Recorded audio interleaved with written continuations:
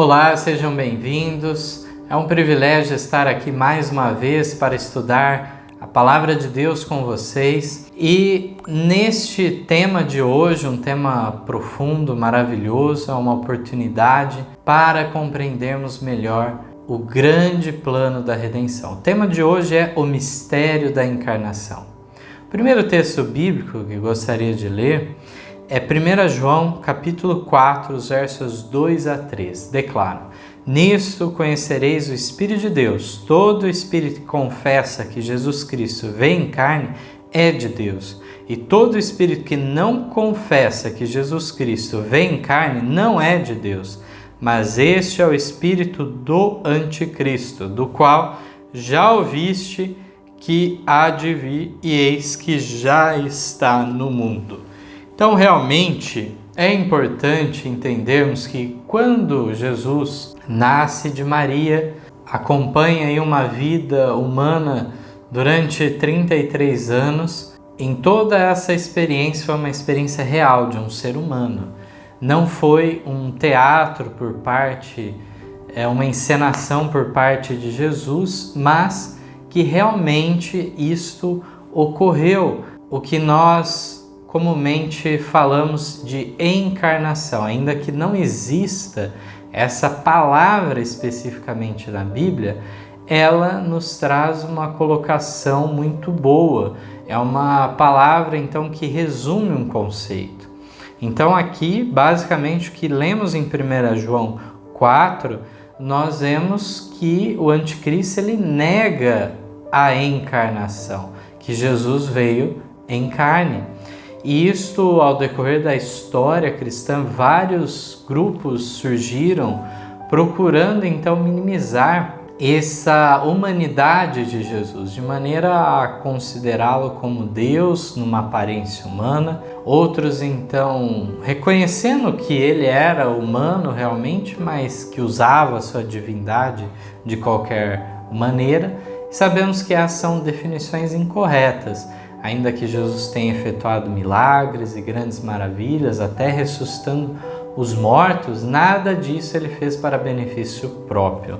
Mas ele passou, em sua experiência, uma experiência real de ser humano, mas para benefício dos demais, para compreenderem a sua missão, como uma prova de sua divindade, ele fez todos esses milagres, assim como também ressuscitou dentre os mortos. O segundo texto que eu gostaria de ler está em 1 Timóteo capítulo 2, versos 3 a 6. Porque isto é bom e agradável diante de Deus, nosso Salvador, que quer que todos os homens se salvem e venham ao conhecimento da verdade.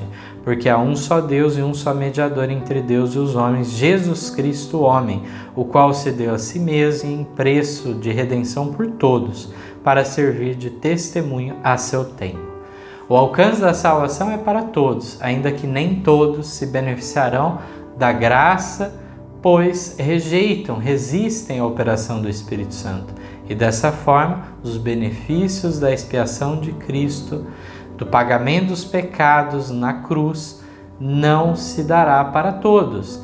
É essa análise justamente que Jesus Cristo efetua no santuário celestial, de maneira a analisar aqueles que deram entrada no reino dos céus, aqueles que se consideram filhos de Deus, servos de Deus, se eles de fato tiveram uma mudança de vida ou não, ou aquela graça que deveria ter sido implantada em seus corações foi desprezada, rejeitada. Nós encontramos também aqui, chamando Jesus de Deus, pois fala Deus, nosso Salvador, também nos fala sobre a figura de Jesus Cristo ser o único mediador entre Deus e os homens. Então, em relação às três pessoas da divindade, Pai, Filho e Espírito Santo, todos eles são coeternos, iguais em poder, não há distinção entre eles. Os três são eternos, onipotentes, oniscientes, onipresentes, e a grande distinção entre os três é justamente a função que Jesus então tomou, de maneira que ele é o único mediador entre Deus e o homem. Por quê? Porque ele é o único que assumiu a natureza humana. Então a grande distinção entre as três pessoas da divindade se dá justamente com Cristo, que ele assume a natureza humana. E dessa maneira, algo que não ocorreu com o Espírito Santo, não ocorreu com Deus Pai. A própria figura dele ser o Filho, a segunda pessoa da divindade, sabemos que estava colocada já nas profecias desde o Antigo Testamento. Também Lucas 1,35 nos fala, será chamado Filho de Deus, porque nasceria do ventre de Maria, mas sem um pai humano, mas sim gerado de Deus. Também já no Antigo Testamento, em 2 Samuel 7,12, nos fala do papel que cada um teria, de maneira que lá é dito, eu lhe serei por pai e ele me será por filho. Então, de maneira que uma pessoa da divindade se colocaria numa posição e a outra numa posição de submissão à semelhança do ser humano, em identificação conosco. Nós encontramos aqui neste texto, então, essa preciosa revelação de Jesus Cristo, que ele pôde ser o nosso mediador justamente porque ele era um homem de verdade. E de maneira que o papel do mediador que ele desempenha é de representar a humanidade diante de Deus e representar Deus diante da humanidade também. De forma que ele faz esse papel duplo e é o ponto de ligação entre o céu e a terra. É justamente a escada que Jacó tinha sonhado, que chegava então até os céus e tinha sua base na terra. Nós encontramos também em 1 Timóteo, no capítulo 3, o verso 16, o seguinte texto. E sem dúvida alguma, grande é o mistério da piedade.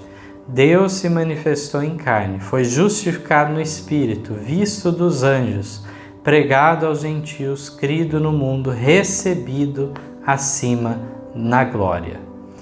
Mais um texto declarando então que foi o próprio Deus que se manifestou em carne. Devemos ter a plena convicção da plena divindade de Cristo.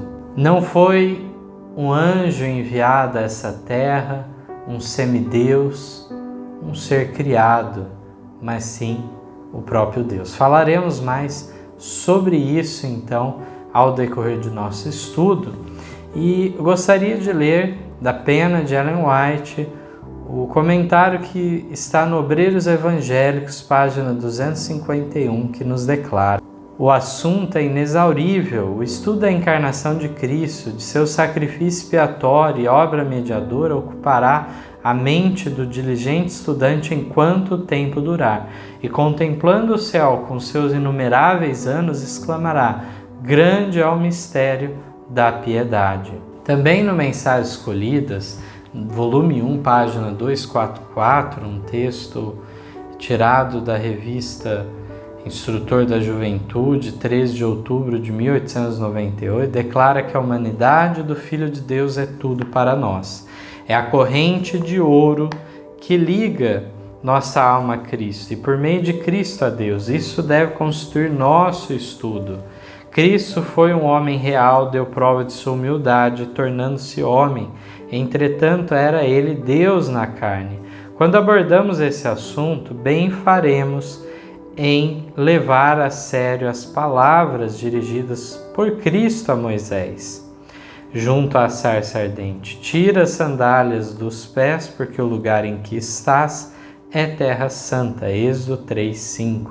Devemos aproximar-nos deste estudo com a humildade de um discípulo, de coração contrito, e o estudo da encarnação é campo frutífero que recompensará o pesquisador que cave fundo em busca de verdades ocultas. Então, realmente é um estudo que pela eternidade ainda estudaremos, de forma que é um mistério insondável. Compreendemos até certo ponto como isso foi possível. O próprio Deus, então, se tornando homem, ainda que continuasse com a sua natureza divina. vemos que é um campo frutífero e que haverá recompensa para aqueles que cavarem fundo. Na Review and Herald de 1 de outubro de 1899, também nos fala que não podemos explicar o grande mistério do plano da salvação. Jesus tomou sobre si a humanidade a fim de que pudesse alcançar a humanidade. Não podemos, porém, explicar como a divindade se revestiu da humanidade. É algo tremendo, impossível de compreender completamente. Na review de 5 de abril de 1906, nos detalha um pouco mais. Que Deus devesse assim ser manifestado na carne é, na verdade, um mistério. E sem o auxílio do Espírito Santo não podemos esperar compreender este assunto. A mais humilhante lição que o homem tem que aprender é a nulidade da sabedoria humana e a loucura de tentar por seus próprios e impotentes esforços encontrar a Deus. A inteligência, a sabedoria do ser humano, ela pode realizar muitas coisas, saber várias coisas, mas quando se trata de coisas espirituais, e principalmente se tratando da pessoa de Deus, há uma limitação tremenda, de forma que o que nós sabemos de Deus é aquilo que Deus revelou a nós. De fato, Deus ainda tem que se colocar numa linguagem apropriada ao nosso entendimento, acessível, para compreendermos. De maneira que Ele limita a sua revelação ao que somos capazes de compreender. E dessa maneira, o essencial à nossa salvação nos é dado na Palavra de Deus, ainda que nem tudo seja explicado em todos os seus pormenores. Mas aqui nos diz que sem o auxílio do Espírito Santo não vamos compreender o assunto. Compreender no sentido espiritual o porquê Deus teria que ter feito isso, todo o significado então dessa humilhação que, tal como Paulo nos fala, é loucura para os gentios, escândalo para os judeus, uma morte na cruz.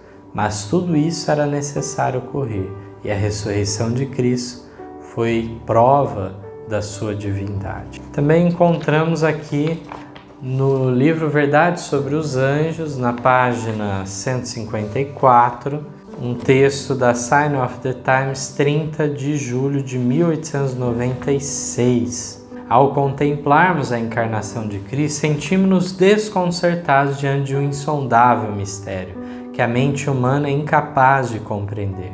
Quanto mais refletimos sobre isto, mais surpreendente nos parece o tema.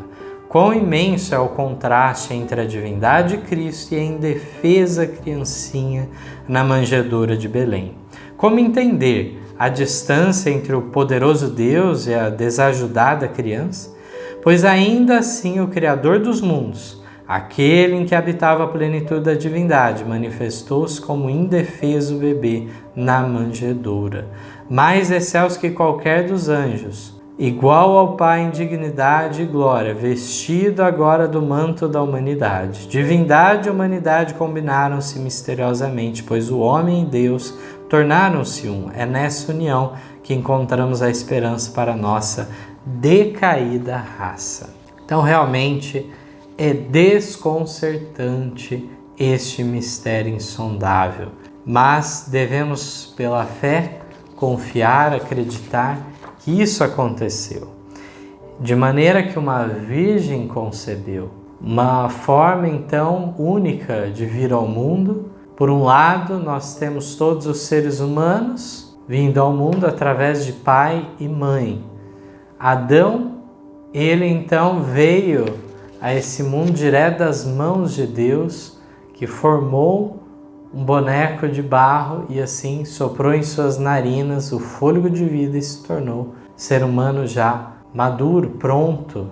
Mas nós temos então a experiência de Cristo, diferente, tendo uma mãe humana, mas não um pai humano, vindo então e passando por todos os estágios, desde então de um bebê no ventre de sua mãe, seu nascimento, e dessa maneira cruzando então todas as fases da vida, dando testemunho da realidade da humanidade dele. Também temos aqui na continuação um texto do Comentário Bíblico, volume 5, página 1136, do Instrutor da Juventude, 21 de junho de 1900. Nenhum dos anjos poderia ter se tornado fiador da raça humana. Sua vida pertence a Deus.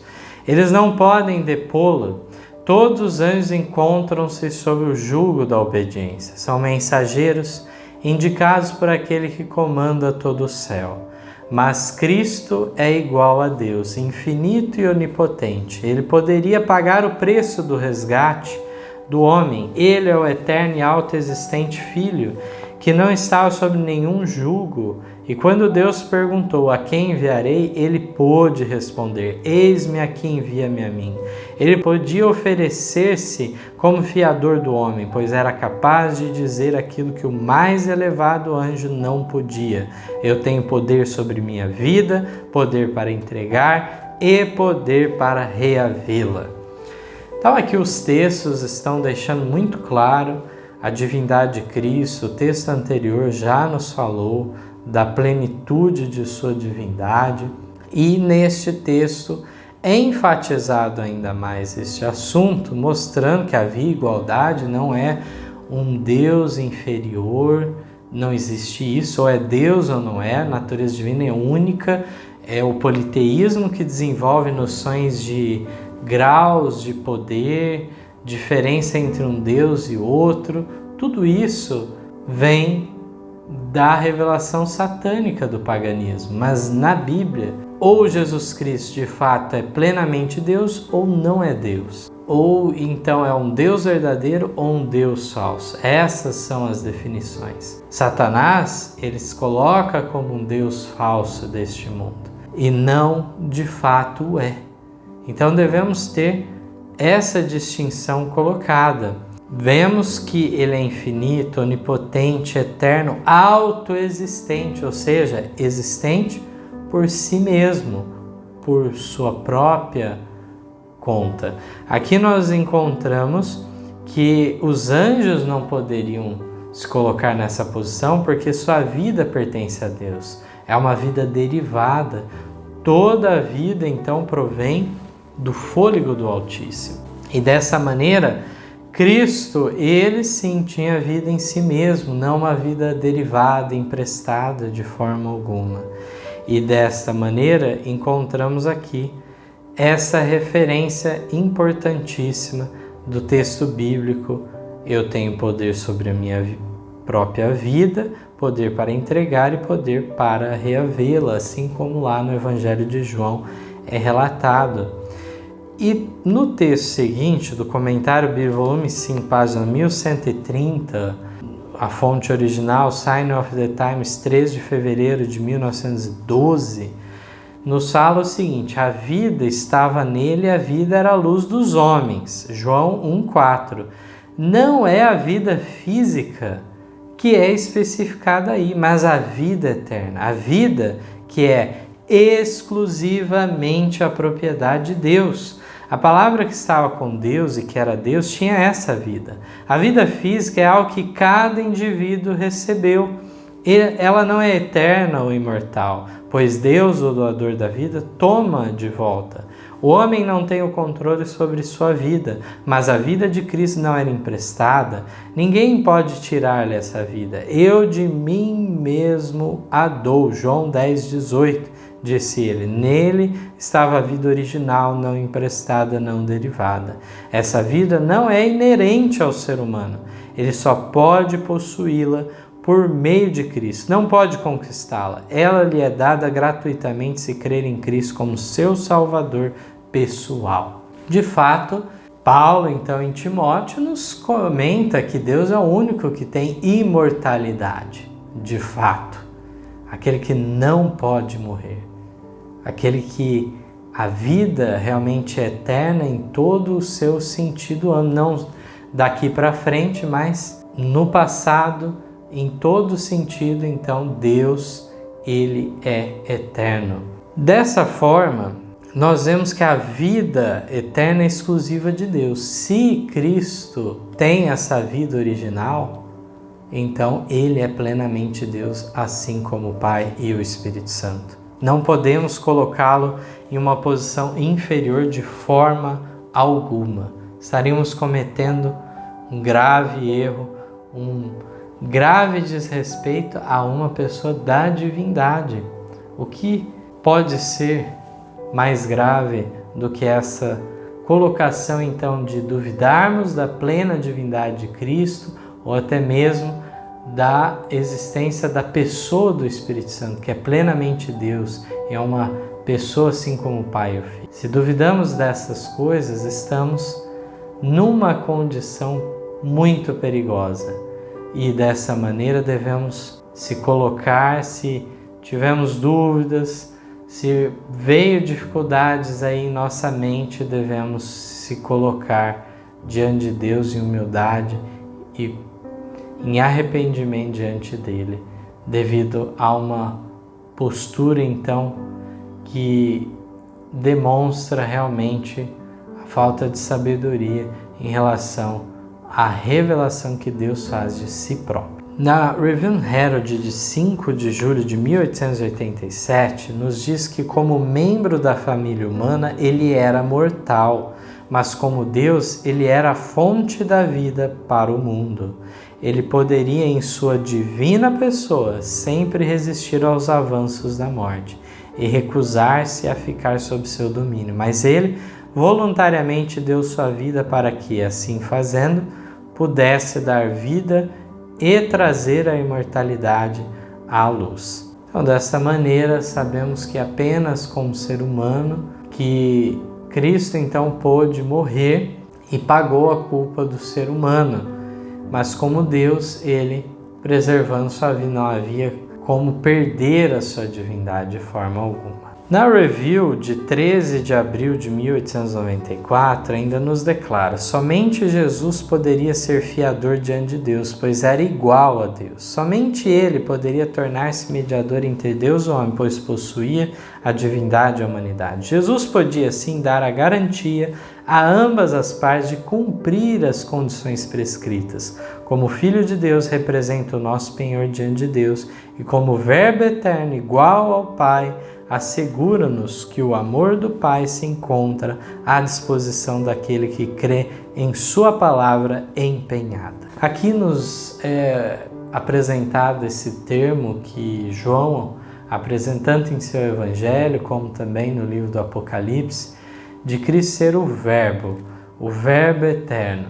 Uma referência então vinda do grego logos, que tinha então uma colocação que visava também alcançar aos gentios, de maneira a compreenderem que o próprio Cristo era o agente da criação deste mundo. Aqui nós temos também, na Review de 22 de dezembro de 1891, o seguinte texto: a reconciliação do homem com Deus somente poderia ser empreendida por um mediador igual a Deus, possuidor de atributos que o dignificassem e o declarassem digno de lidar com Deus infinito em favor do homem e que também representasse a Deus diante do mundo caído. O substituto e penhor do homem necessitava possuir a natureza do homem, uma conexão com a família humana, a quem deveria representar, e como embaixador de Deus, teria de participar da natureza divina, possuindo conexão com o infinito, de modo a manifestar a Deus diante do mundo, sendo mediador entre Deus e o homem. Então era necessário um mediador igual a Deus. Também são usados os termos substituto, penhor. No texto anterior foi usado o termo fiador, várias figuras de linguagem aqui para compreendermos o alcance deste papel de Cristo em favor da humanidade e a necessidade então de haver divindade e humanidade na pessoa de Cristo, como temos comentado. No livro Desejar de Todas as Nações, na página 663, nos declara: quem vê a mim, vê o Pai. João 14. Cristo não deixara de ser Deus ao tornar-se homem. Conquanto se houvesse humilhado até a humanidade, pertencia-lhe ainda a divindade. aquilo que já comentamos, não tinha como ele deixar de ser Deus. Mas não houve uma mistura das naturezas, de maneira que ele se tornasse algo menos do que Deus, ou se tornasse algo mais do que humano, mas sim foi mantida essa separação da natureza divina e a natureza humana, ainda que numa mesma pessoa. E dessa forma, algo misterioso também como isso se deu, mas de fato compreendemos que assim ocorreu. No Comentário Bíblico, volume 5, página 1127, nos diz que o Verbo eterno consentiu em fazer-se carne. Deus tornou-se homem. Maravilhosa humildade. Texto da Review de 4 de setembro de 1900. E mais uma vez destacando aí que ele é o Verbo eterno, o Deus que se tornou homem. No Caminho a Cristo, página 12, diz que Jesus, o terno, compassivo Salvador, era Deus manifestado na carne.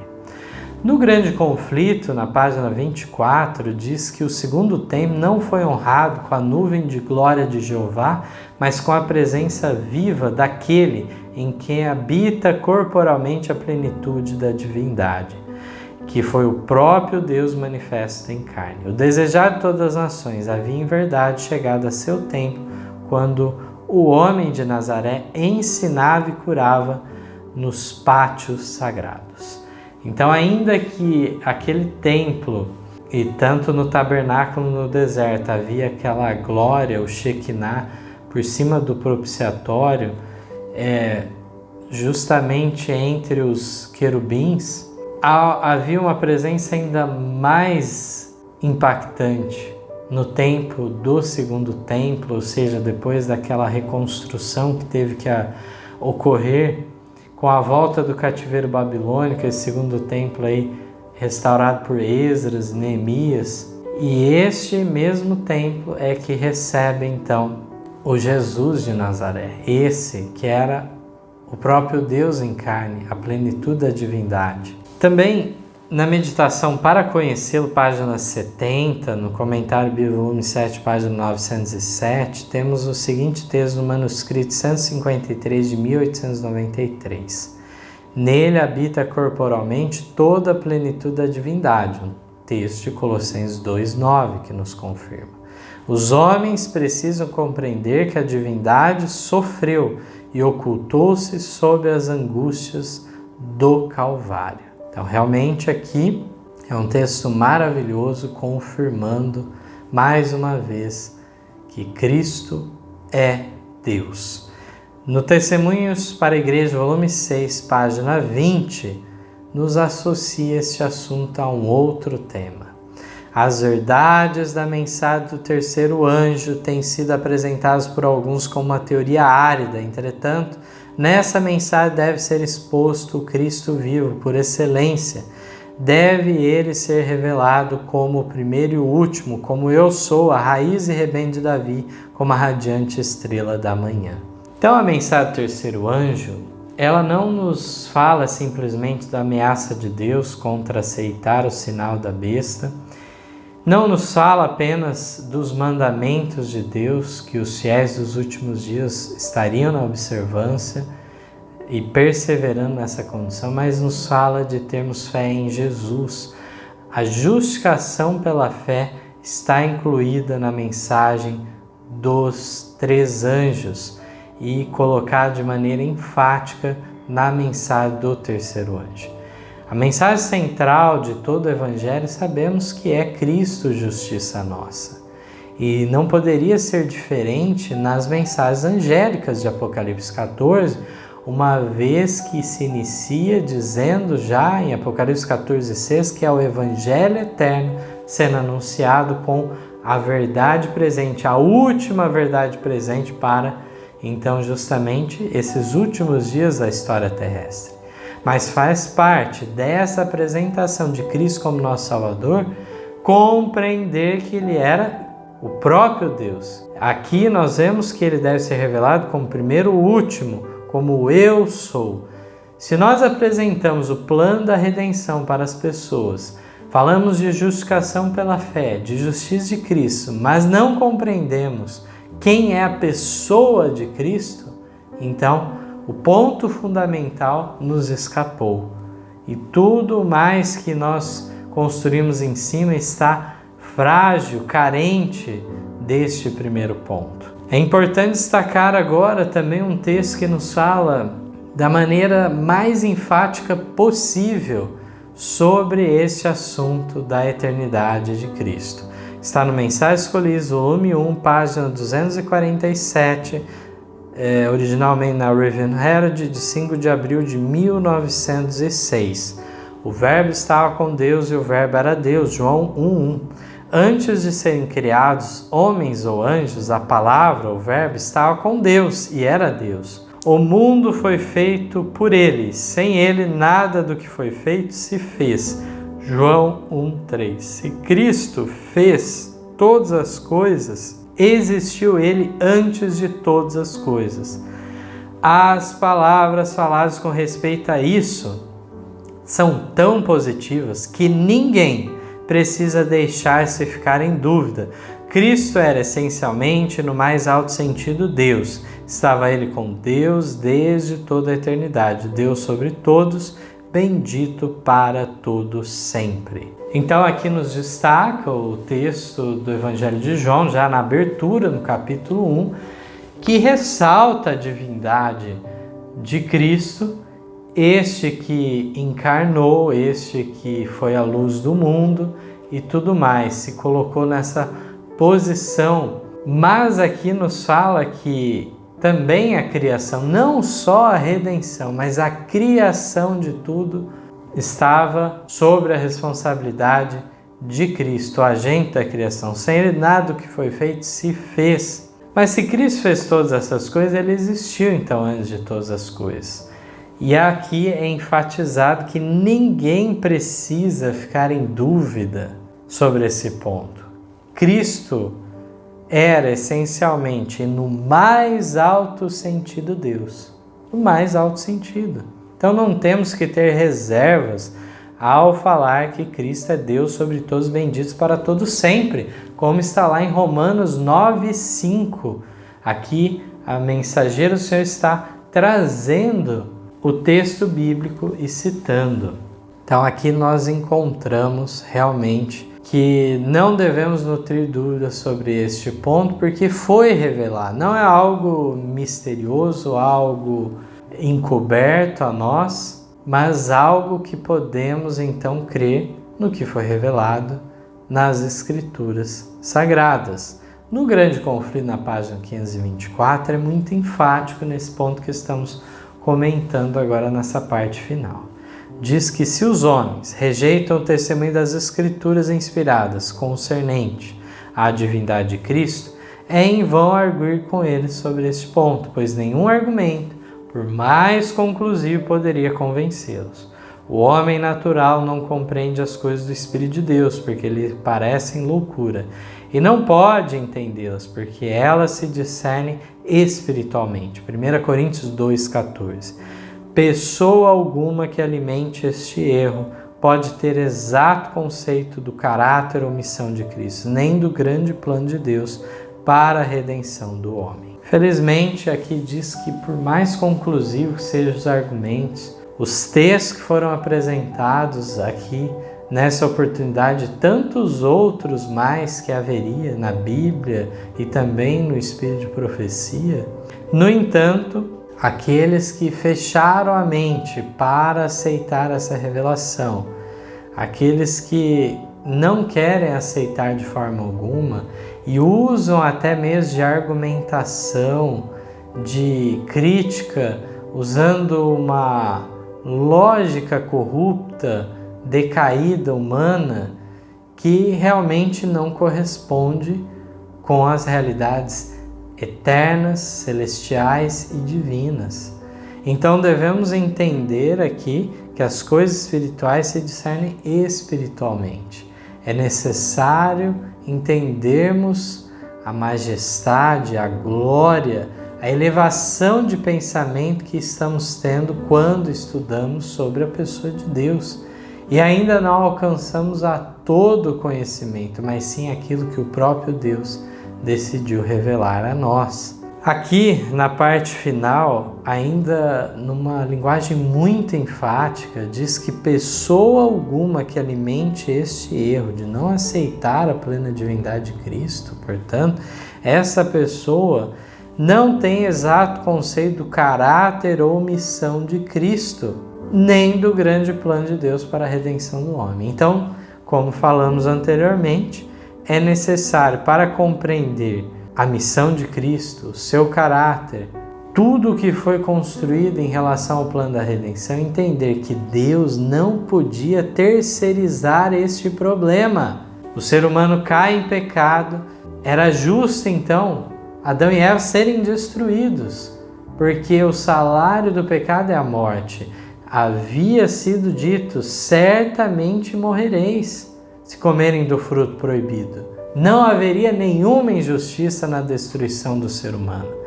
Mas houve graça, houve misericórdia. Mas para isso não bastava Deus enviar um anjo para resolver esse problema. Mas o próprio Deus se colocou nesta posição de humilhação, de morte de cruz, para então, aí sim, ele como legislador da lei, a lei havia sido violada, mas agora aquilo que a lei exigia foi cumprido em Cristo, recebendo então aquela condenação, de maneira para que eu e você estivéssemos livres hoje, bastando aceitar a graça de Cristo e ela então fazendo o seu trabalho em nosso coração.